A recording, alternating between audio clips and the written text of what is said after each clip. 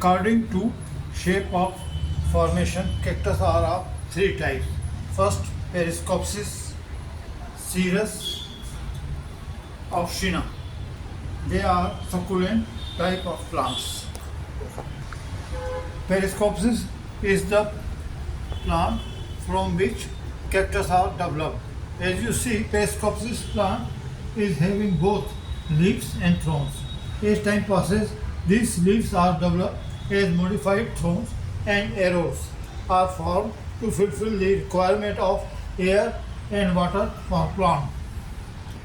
Cirrus cactus is identified by its columnar-like growth is a tall plant up to height of 60 feet or more in nature, such as saguaro cactus in desert.